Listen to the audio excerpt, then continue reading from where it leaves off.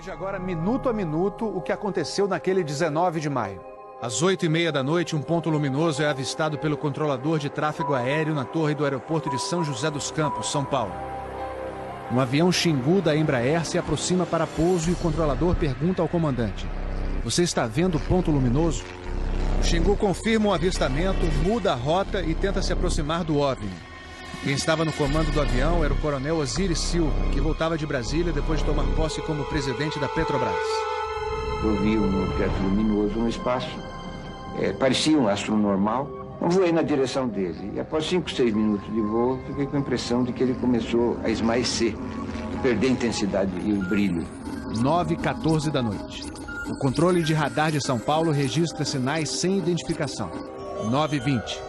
O controle aéreo em Brasília confirma a presença de objetos voadores não identificados. 10h23. O primeiro jato F-5 decola da base aérea de Santa Cruz, no Rio de Janeiro. Ele carrega armamento de guerra pronto para ser acionado. 10h45. O radar da base aérea de Anápolis, em Goiás, detecta sinais no radar. Um Mirage também armado decola em busca dos OVNIs. 11h15 da noite. O piloto do primeiro F-5 a entrar em ação avista um ponto luminoso e começa a perseguir o objeto voador não identificado. Nosso objetivo justamente era esse, se aproximar e identificar. Nós não conseguimos nem nos aproximar, muito menos identificar.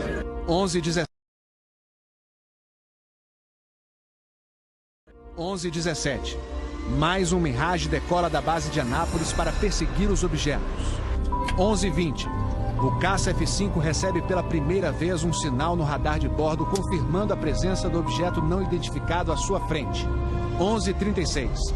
O terceiro Mirage sai da base de Anápolis, mas não consegue contato visual com os OVNIs. Naquela noite, 5 jatos da Força Aérea foram acionados e retornaram sem conseguir se aproximar dos objetos. Os radares do Sindacta em Brasília registraram um total de 21 sinais desconhecidos no céu do Brasil. O grande personagem dessa história foi o controlador de voo que estava na torre de São José dos Campos. O sargento Sérgio Mota da Silva, que aparece nessa foto tirada na torre de São José poucos dias depois do incidente, foi quem deu o primeiro alerta sobre OVNIs. 30 anos depois, Sérgio, que hoje é controlador de voo civil, deu a primeira entrevista para uma TV. Ele preferiu não mostrar o rosto. Tem alguma coisa aqui no setor noroeste de São José? Um farolzinho por lá? Eu estou olhando bem, o bicho está parado. Nem sobe, nem desce, nem vai para a esquerda, nem para a direita. Está paradinho lá. Estou olhando, não é estrela não. É um farol. A olho nu parecia um avião. Quando coloquei no binóculo, a olho nu parecia um avião. Quando coloquei no binóculo para observar, é que eu vi que ele era extremamente cintilante, multicolorido. Tinha vermelho, azul, branco, lilás, um monte de cores, com uma certa predominância do laranja, mas ele era muito bonito. O controlador pediu ao avião Xingu para tentar avistar o objeto. Eu expliquei a ele onde estava o objeto, pedi a ele que se ele tivesse avistamento, ele me informasse. Permanece com ele à vista? Assim, nós temos o ponto à vista. Esse bem visível, poderia descrevê-lo? É uma estrela grande. Estrela grande e bem vermelha. Entendido, grande e bem vermelha. Controle em São Paulo será alertado. O controlador em São José dos Campos avisa ao controle São Paulo que o Xingu está perseguindo o OVNI. Positivo. Ele está perseguindo o troço. Está perseguindo o troço? Está indo atrás. Sério, está indo. Controle. Está vendo? Próximo de São Paulo, já da região do radar, esse objeto simplesmente desapareceu do radar. O Xingu também perdeu contato visual com ele. O avião Xingu abandonou a perseguição e pousou em São José dos Campos. Pouco depois, o controlador da Torre de São José alertou o controle São Paulo. Outros OVNIs estavam aparecendo no céu. Estou vendo 3 agora. São 3 luzes. Mas parecem estrelas. Mas o radar não pega estrelas. O que é isso? Você observa alguma mudança de cor, alguma coisa? Coisa inteira. Vai movimento, né? Tem, rapaz, eu não sei. Pra mim, olha, aqui tá parecendo uma estrela. Mas só que muda de cor bonito, rapaz. Tá vermelho, amarelo, azul, branco. Tá dando um monte de coisa. Pô, tão barato isso aqui, deve ter uns craques por aqui já pelas contas que eu tô fazendo aqui. Ainda bem que vocês estão vendo também, senão eu ia pensar que eu tô... Meu irmão, só dos pontos altos afastados mais baixos.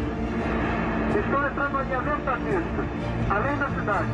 Tem 2 altos aqui no alinhamento da pista e tem mais uns 2 ou 3 embaixo, do outro baixo agora. Continuam se movimentando. Coisa linda, meu irmão. Pô, tá ficando bom esse negócio, viu? Tá ficando bom, né? O controlador Sérgio Mota da Silva faz uma revelação surpreendente. Ele tentou fazer contato com os OVNIs usando as luzes de balizamento da pista de pouso. Se eu aumentava o brilho do balizamento das luzes do balizamento, aliás, eles se afastavam. E se eu diminuía a intensidade das luzes do balizamento, eles se aproximavam. Pareciam responder de modo inteligente aos sinais que eu fazia com as luzes da pista de pouso e decolagem. O controlador Sérgio fala com o controle aéreo em Brasília. Fala, Brasília. Brasília? Boa noite, bem-vindo ao Festival dos Discos Voadores. É uma loucura isso aqui, cara.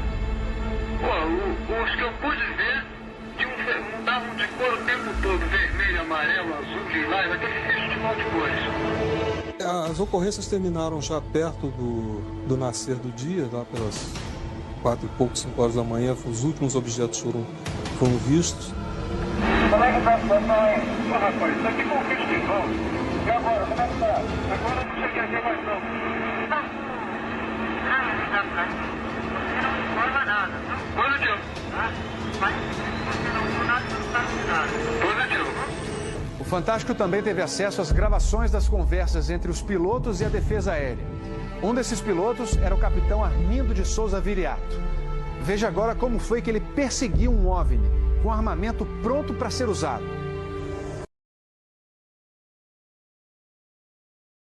Um desses pilotos era o capitão Armindo de Souza Viriato. Veja agora como foi que ele perseguiu um OVNI com armamento pronto para ser usado. Eu tenho contato. Confirme? Estou em contato. Prossiga nesse contato, caçador. 7. Caçador passando a rojão. 7. Caçador passando a rojão. No código dos pilotos, isso quer dizer que o caçador, o avião caça, entrou na situação rojão. O míssil está pronto para disparar. Prossiga nesse contato. Bom, tem Judite agora. 7. Judite significa que o alvo está no radar. Ou seja, o piloto pode atirar se for autorizado pela defesa aérea. Mas neste momento, o alvo se afasta em alta velocidade. Está aumentando. Aumentando a distância, confirma. Afirmativo. A distância está aumentando de novo aqui. 7. Passando rápido, né? Comportamento muito estranho, ok? O capitão Viriato falou sobre a incrível velocidade dos OVNIs numa entrevista ao Fantástico. Sobre a incrível velocidade dos OVNIs numa entrevista ao Fantástico. Essa aceleração, o radar de Brasília chegou a pegar na época de defesa aérea, deu aproximadamente Mach 15. Isso aí daria em torno de 15 mil km por hora. 15 mil quilômetros por hora é uma velocidade muito acima dos jatos mais rápidos do mundo, que chegam no máximo a 4 mil quilômetros por hora. Um documento confidencial do Comando de Defesa Aérea de junho de 1986 concluiu: os objetos produziram ecos nos radares do sistema de defesa e também nos jatos que perseguiram os OVNIs. Houve contato visual dos pilotos.